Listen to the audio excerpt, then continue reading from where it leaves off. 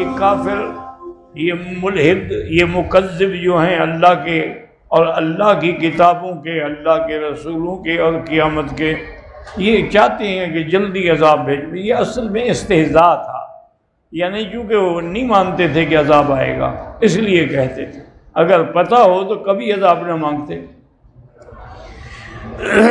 اس لیے اللہ نے فرمایا کہ ان کی ضد اور ہٹ دھرمی دیکھیں، یہ بدبخت کہتی ہیں کہ اگر یا اللہ یہ بات حق ہے کہ عذاب آئے گا اور قیامت آئے گی تو آپ ہم پر پتھروں کی بارش کر دیں آسمان سے، یا اور کوئی عذاب دردناک دے دیں، اور یہ کہتے ہیں کہ ہمیں یوم الحساب سے پہلے پہلے کچھ عذاب دے دیں۔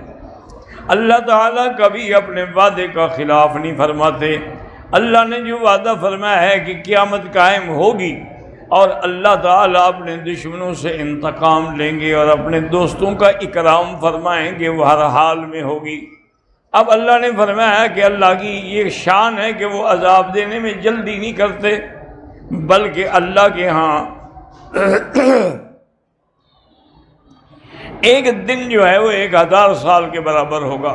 اللہ چونکہ جانتے ہیں کہ وہ دشمنوں سے انتقام پہ قادر ہیں اور اللہ سے کوئی بھاگ نہیں سکتا، نہ اس کے عذاب سے کوئی بھاگ سکتا ہے، اس لیے وہ جلدی نہیں فرماتے بلکہ مہلت دیتی ہیں تاکہ شاید یہ توبہ کر لیں۔ کتنی بستیاں ہیں جن کو ہم نے مہلت دی لیکن وہ خود ظلم کرنے والے تھے اپنے جانوں پہ، پھر ہم نے ان کو پکڑ لیا اور ہلاک کر دیا، اور ہماری طرف ہی سب نے لوٹ کے آنا ہے۔ حضرت ابو ہریرہ سے روایت ہے کہ حضور پاک نے فرمایا کہ جو فقراء ہیں مسلمین میں وہ جنت میں پہلے جائیں گے، اغنیاء سے، دولت مندوں سے 500 سال وہ پہلے جائیں گے۔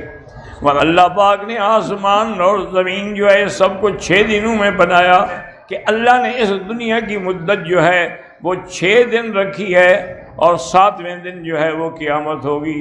6 دن سے مراد کیا ہے؟ یعنی 6000 سال۔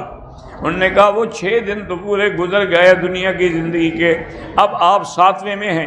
وَمَثَلُ ذَلِكَ كَمَثَلِ الْحَامِلِ إِذَا دَخَلَ شَهْرَهَا، جیسے کہ ایک حاملہ عورت جو ہے جب اپنے مہینے آخر میں پہنچتی ہے تو اس کو کوئی پتہ نہیں ہوتا کہ کس وقت ولادت ہوگی۔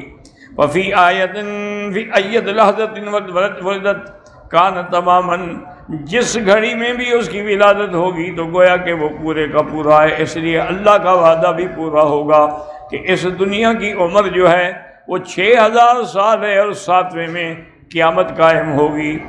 غیر مسلم کے ساتھ بیٹھ کے ایک برتن میں کھانا وہ بھی جائز ہے۔